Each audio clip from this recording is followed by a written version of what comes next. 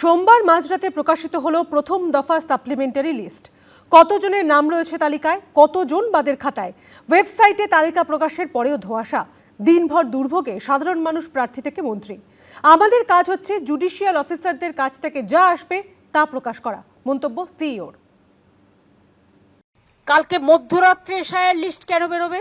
নিশ্চয়ই তার মধ্যে স্বচ্ছতা নেই। এই সাপ্লিমেন্টারি লিস্ট সুপ্রিম কোর্টের তত্ত্বাবধানে কলকাতা হাইকোর্টে তারা নিযুক্ত। দিনভর টানাপোড়েনের পর সোমবার গভীর রাতে প্রকাশ করা হয় প্রথম সাপ্লিমেন্টারি তালিকা। কিন্তু কতজনের নাম বাদ পড়ল, কতজনের থাকলো, এ নিয়ে স্পষ্ট কোনো উত্তর না থাকায় বিভ্রান্তিতে পড়েন বহু মানুষ, যাদের নাম বিবেচনাধীনের তালিকায় ছিল। এর আগে এই ফাইনাল লিস্ট অর্থাৎ সাপ্লিমেন্টারি ফাইনাল লিস্ট বেরোনোর কয়েকদিন আগেও কিন্তু কতজন নিষ্পত্তি হচ্ছে আর কতজন বাদের তালিকায় রয়েছে সেটা কিন্তু কমিশন জানাচ্ছিল। কিন্তু কালকে যখন ফাইনাল লিস্ট সাপ্লিমেন্টারি লিস্ট একদম 12:05 রাতের বেলা যখন প্রকাশিত হলো, তারপর থেকে কতজন বাদ গেছে সেটা কিন্তু নির্বাচন কমিশন এখনো জানাচ্ছে না। ওয়েবসাইটে কালকে চেক করেছি, ওতে আমাকে অ্যাডজুডিশরি দেখাচ্ছে। চরম বিভ্রান্তিতে পড়েন বিএলওরাও।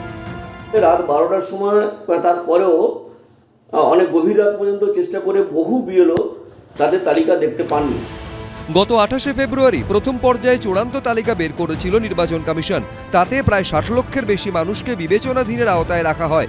সুপ্রিম কোর্ট নির্দেশ দেয়, কলকাতা হাইকোর্টের তত্ত্বাবধানে বিচারকেরা ওই বিবেচনাধীনদের নথি যাচাই করবেন।